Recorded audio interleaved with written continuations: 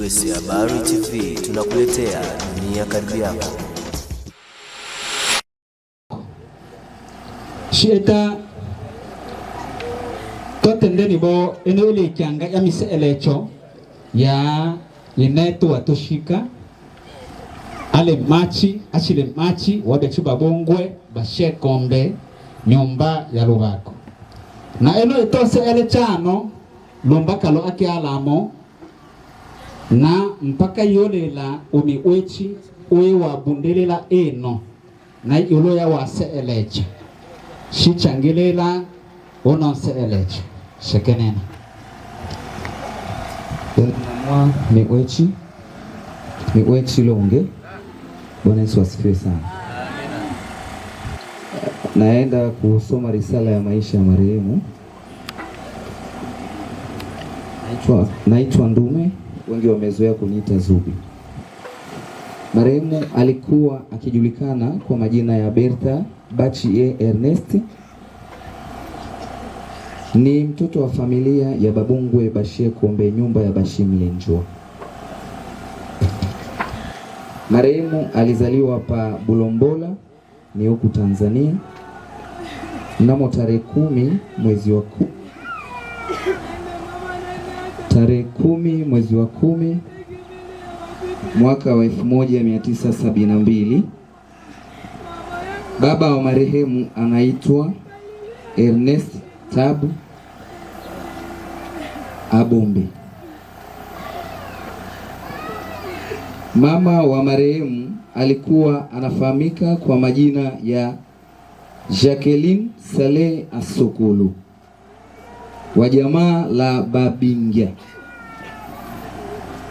Marehemu alikuwa mke wa ndugu Bilali Bakari wa familia ya Babungwe Bashie Kombe, nyumba ya Mlanda,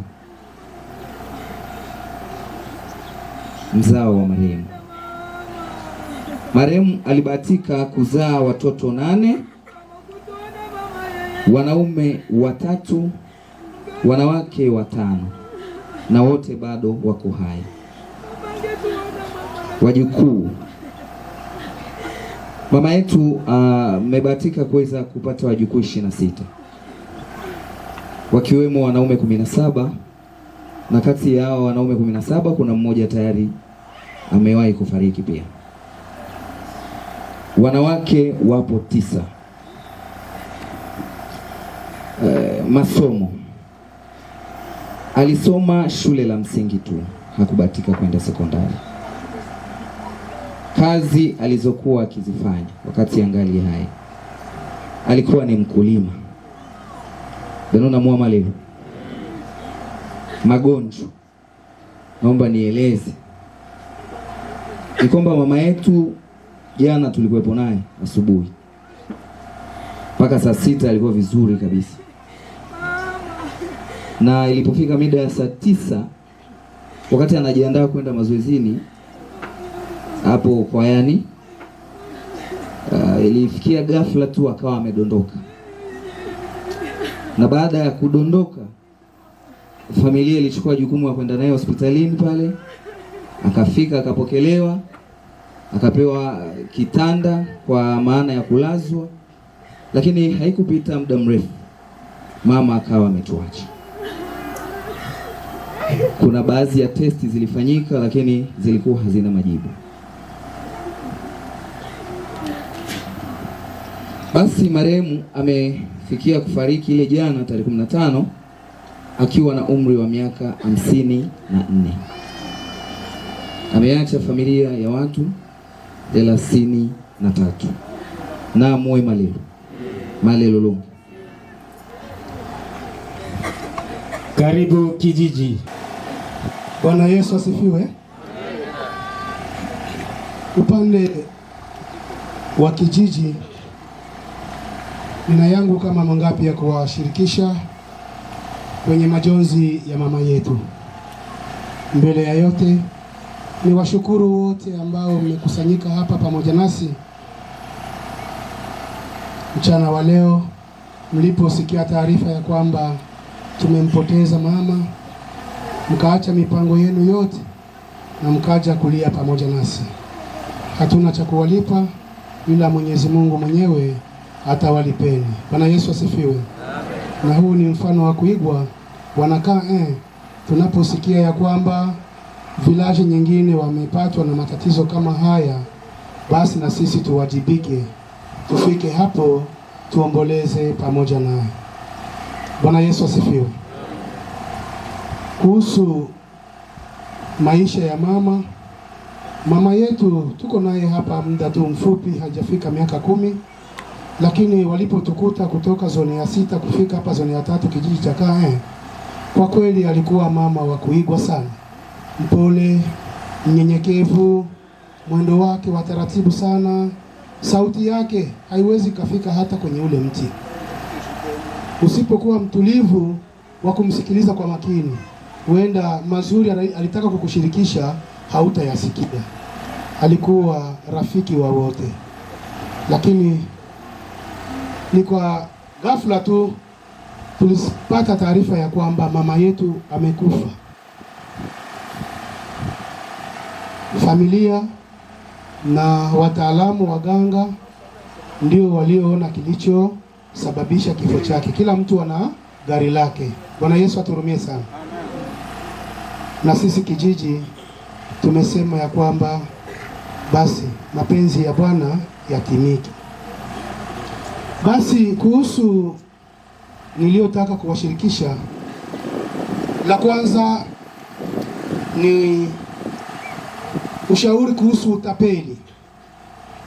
Wiki 2 zilizopita mlisikia masimu yanapokea mesaje nyingi sana ya kwamba UN alishafungula tayari tangu mwezi wa 3, tangu mwezi wa 4, anafanya kazi, watafute wa de village, tafuta wa de zone, uende sijui wapi utapata msaada. Tangu leo nakuambia ya kwamba baada ya ile taarifa, watu zaidi ya 10 wameshatapeliwa mamilioni.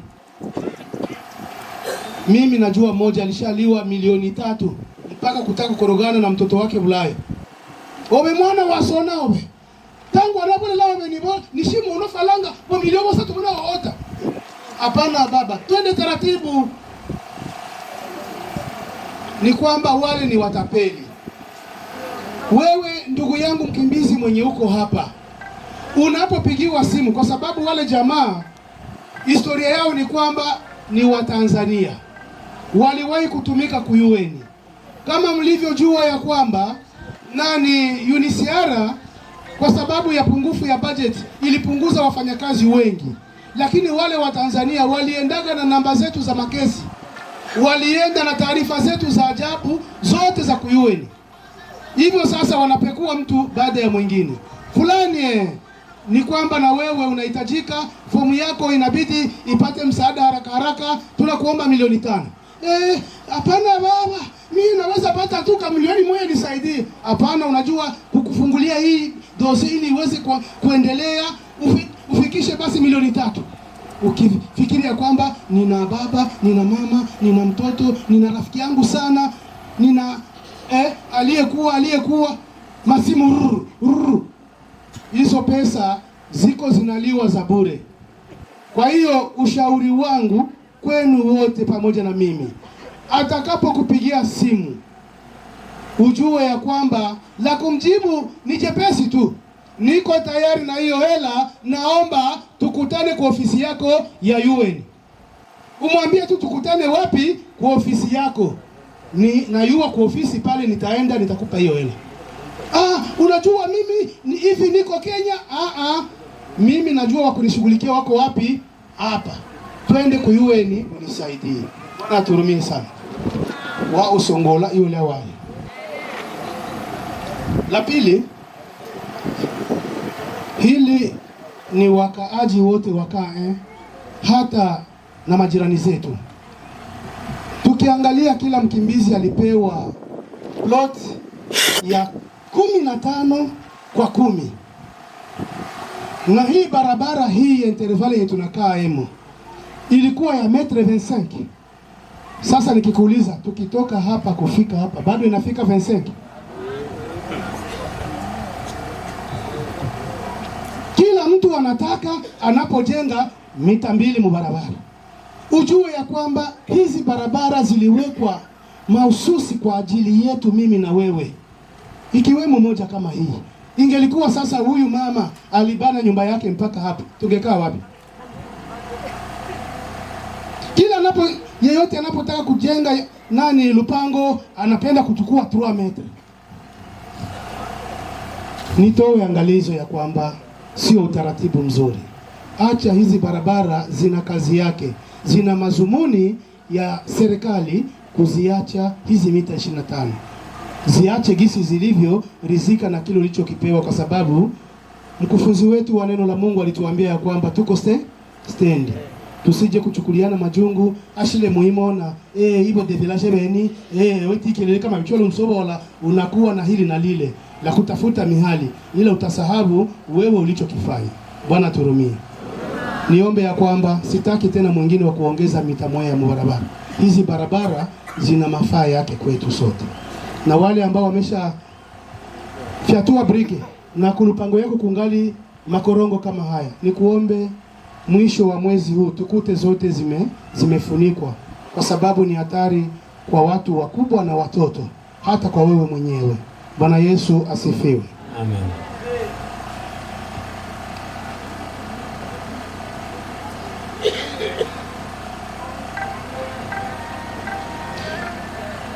Kuna lingine ambalo viongozi walichukua muda wao mkubwa sana kutuzungukia kila zone, kutushauri, lakini hatusikii.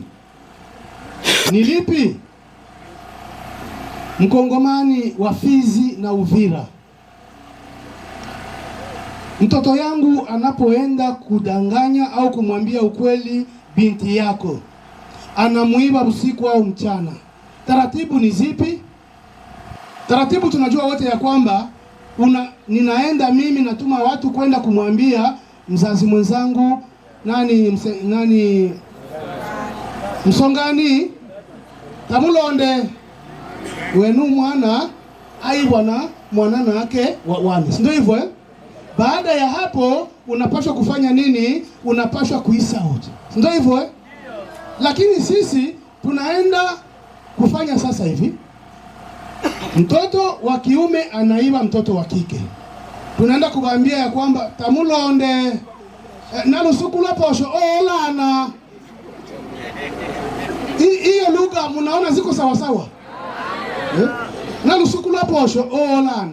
Sasa wewe mwenye mtoto wa kike unachanganyikiwa, huyu hivi la muhimu kwake ni mchiriko au ni kuja kujionyesha rasmi kwangu?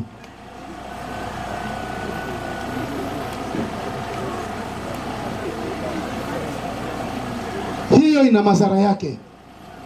Ujue ya kwamba yule mwenzako uliyechukua mtoto wake wa kike amebaki na majungu, anasononeka, ana hasira. Huenda umemharibia mwanae masomo. Huenda yule mtoto alikuja kuchumbiwa mali pale, baba akakataa ya kwamba hajakomaa. Huenda yule mtoto tayari ana fomu, alishamaliza vya Bulaya. Wewe unakuja kunyangula tu kicha loposho olana na musingatie zawadi.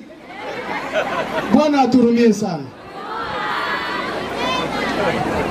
Dekambi na Dezone na wajumbe wengine wa mila walizunguka kwenye ofisi zetu mbalimbali kutuonya ya kwamba hili halifai, lakini watu hawakusikia. Maagizo niliyoyapewa sasa ndo haya: yeyote atakayofanya kama haya ya kurendeza mtoto wa mwingine bila kwenda kuisa ocha, wewe unaweka mchiriko, mimi sitakuchongea. Nasimama kwako, napiga simu polisi, wanakuja kukuzoa nikiwa pale. Usianze kusema ibo de village benibono.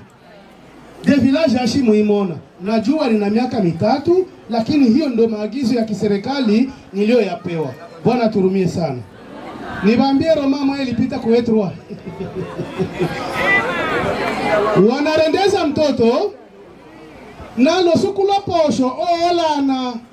Na kweli wakatoa mainvitation na kwao na mtoto mwanamke na kubayomba na kubajirani na kubarafiki na kukanisa. Kilichotokea anatoa bauchameneke bilinda 12 vya wali, nyama bilinda 3, soda 50. Bwana aturumie sana. Na kila aliko zingatia zawadi. Ilikuwa mkiwanja pale ya Egle Passport, ndio uwanja wa Etro pale nyuma ya masomo ya epe elimu. Njoo kwenye Itumba ilikuwa pale. Wakakusanya vitu vilijaa turubai 2. Wakaingiza ndani. Sasa mzazi wa yule mtoto wa kike anajua ya kwamba wao hawana mazumuni ya kumwowesha mtoto yao. Huyu ameshamaliza, wanasubiri Trump afungule ili waende wapi? Ulaya. Sasa wao wanachukua mtoto yake na posho. Mnajua kilichotokea? Alisubiri wiki hii moja. Bahati nzuri baada ya kutoka na kupata hivyo vitu, mabomba 16, sijui mabase 18, sijui vitu vya ajabu, wakapata msiba kule wako njoo mwana. Baba na mama na garso bakaenda wapi? Kumsiba. Yule dada sana bakia nyumbani akapiga simu kwao. Baba wewe tuachwa kwenda kustenti. Piki 8 twende kwetu. Fika kwetu. Bakia vitu marobota, bakia vitu.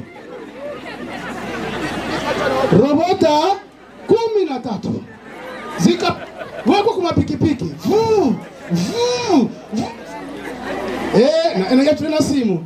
Mwike one. Benui bose on. Mwatambala. Kila kitu kinaenda. Kuna bakia zile pikipiki 2 za mwisho. Njoo wakaenda wanamfuata ule. Kilichotokea, utapata nguvu za kudai vile vitu. Bwana aturumie. Ibaki kwako fundisho. Na ikitokea mkae. Agizo la mwisho nilitoa kwa klasi ya 5. Akitokea mwingine sina huruma. Bwana Yesu aturumie.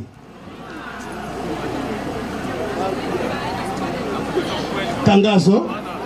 Wale wote ambao wana watoto walikuwa wanasoma kwa école primaire 5e walipata wakaingia darasa la 6 na wengine wenda walifeli. Shirika linawaalika kwenye senta yetu ya ugawaji namba 2 ili waende wapokee viato kesho. Wasisahau kuenda na fomu. Na uzingatie kumwambia mwanao achunge fomu. Haleluya. Mwisho nimkaribishe kiongozi wangu yuko hapa, ana 1-2 ya kuwashirikisha. 1-2. Msiseme tunakawia. Waliokawia mnawajua. Kavilashi ndio likawia.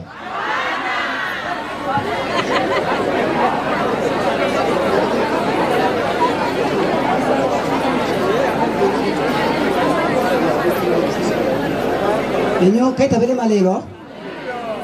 Kaita vile malelo ronge. Nimekuja na tangazo 2 au 3 tu. Tena nazipeleka haraka kwa sababu muda sio rafiki. Kwanza niseme poleni familia. Pili niseme poleni kijiji. Hata pia na kanisa poleni kwa kuachwa na huyu mama. Poleni sana. Nakuja na tangazo ya haraka. Tangazo ni kwamba kama nimetoa tangazo mimi, maana hilo tangazo limetolewa kwa kiongozi wangu mkuu. Ndio napewa. Alikuwa ni Mkristo wa kanisa la Kadafu, Chapele ya Mlango Msuri. Jina la Bwana libarikiwe. Na marehemu alibatizwa kwenye mkutano wa Krismasi, ilikuwa ni tarehe 22 mwezi wa 12 mwaka 2015. Huduma ya marehemu kanisani kama jinsi familia ilivyokwenda kuongea, na ndio ilivyo. Marehemu alikuwa ni mwimbaji wa kwaya Orebu. Na nafikiri hata kwenye maandalizi ya mkutano alikuwa anaandaa. Kwa sababu taarifa yake jana, kipindi kwaya zote ziko pale kwenye mazoezi, ni simu tu ilipigwa. Huko mtu hali imebadilika. Ameenda hospitalini.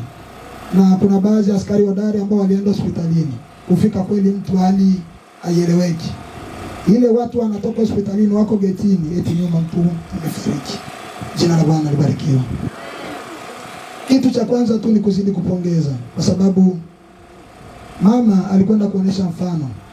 Licha madhaifu, lakini wanaoregwa wanalishuhudia hili. Alikuwa anafika mbele kwa kuzidi hata watu wazima. Bwana Yesu asifiwe. Haijalishi kwaya inatakiwa sehemu fulani, kama hatofika ni lazima hataarifu, kitu ambacho ni cha uhakika zaidi. Akijitahidi anafika, asipofika ni lazima apeleke taarifa. Hata anaweza kafika pale mbele mapema sana pale kanisani, geti hajafunguliwa, utamkuta amekaa pale chini akisubiri masaa. Licha madhaifu, licha miaka kwenda, lakini mama alijitahidi kumtumikia Bwana na uzee wake wote na udhaifu. Jina la Bwana libarikiwe. Ibaki mfano kwetu. Kama mhubiri alivyosema, usichezee muda wetu. Kwako kijana, kwako mzee, jitahidi kumtumikia Mungu wako. Njia ya kweli anaijua Mungu mwenyewe. Na kwa yale ambayo mama huyu alikwenda kutenda, Mungu ndo anajua ushuhuda wake na historia yake kamili, wapi atamweka. Imebaki kwako na kwetu. Kwa upande wa kanisa, nimalizia na kusema kwamba wana mlango mzuri wote, nafikiri wananielewa na wako mahali hapa. Watoto, watu wazima, vijana, baada ya kutoka malaloni, tujitahidi tuonane kwa muda mfupi kwa mazungumzo ya kuweka mambo sawa, na Mungu awabariki. USC Habari TV tunakuletea dunia karibu yako.